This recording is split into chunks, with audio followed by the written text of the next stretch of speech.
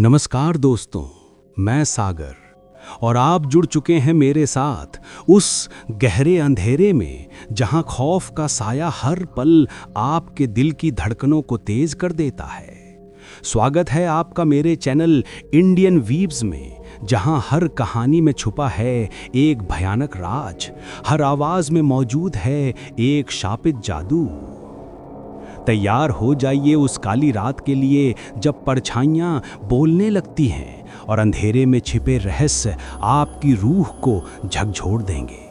ये वह जगह है जहां डर आपकी सबसे करीबी दोस्त बन जाएगा और डराएंगी वो कहानियां जिन्हें सुनकर आपकी रूह तक कांप उठेगी। मेरा नाम केशव है। शायद तुम मेरे साथ रहकर ये सोच रहे हो कि पिछली बार जो सुनाया वो खत्म हो गया, लेकिन नहीं। हकीकत ये है कि हकमारी की दस्तक सुनने के बाद कभी कोई कहानी खत्म नहीं होती। वो तो सिर्फ इंतजार करती है अगली सांस तक। सुरेश की मौत के बाद मैं बिल्कुल अकेला रह गया। गांव वाले मुझसे नजरें चुराने लगे। हर कोई कहता कि मैं अपशगुन हूं, जहां जाता हूं वहां मौत साथ जाती है। लेकिन असली डर तो मुझ में था। हर रात वही दस्तक सुनाई देती थी, पहले खिड़की पर, फिर दरवाजे पर, फिर तकिए के बिल्कुल पास। और ये दस्तक कोई बाहर से नहीं देता था, जैसे वो अब मेरे अंदर उतर चुकी हो। अपनी जान बचाने के लिए मैं दूर के गांव के एक तांत्रिक भैरवनाथ के पास गया।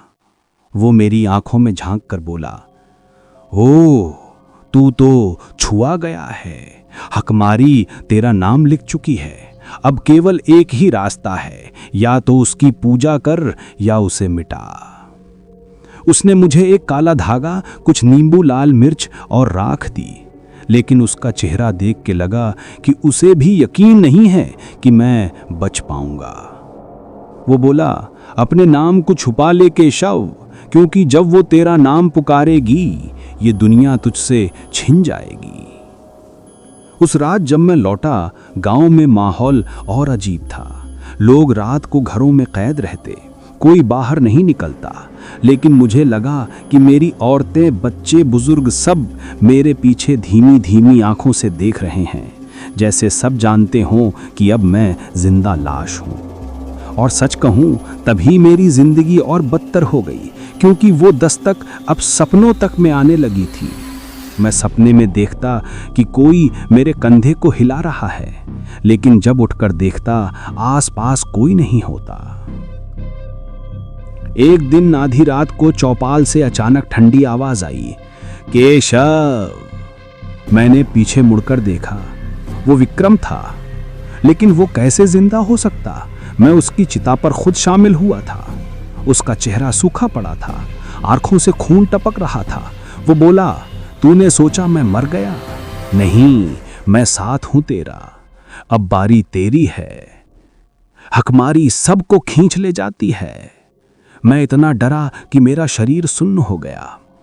वो परछाई धीरे धीरे मेरे करीब आने लगी। कुछ बुजुर्गों से सुना था कि हमारे गांव की सीमा पर एक पुरानी हवेली है। कहा जाता था कि वही हकमारी का असली डेरा है। मैंने ठान लिया कि सच्चाई का सामना करना ही होगा।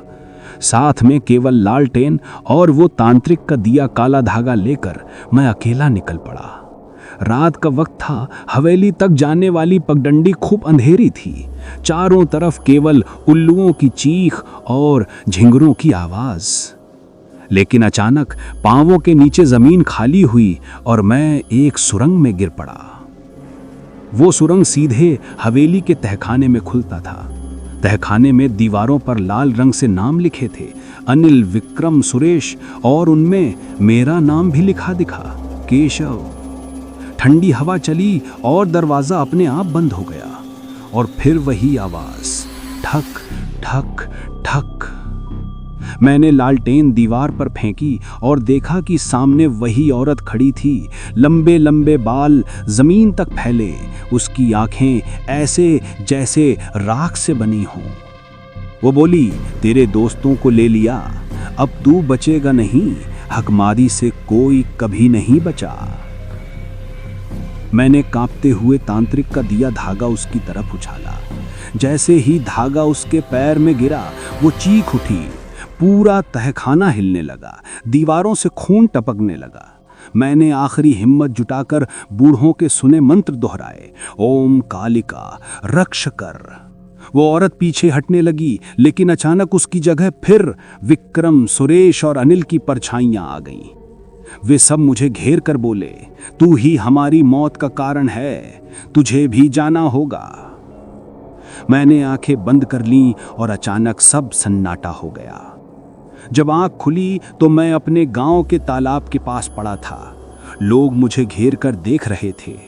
सब कहते हैं मैं 3 दिन से बेहोश था, लेकिन मेरे कपड़े खून से सने थे और मेरी बाह पर वही नीले निशान बन चुके थे जैसे अनिल के थे। आज जब मैं बोल रहा हूं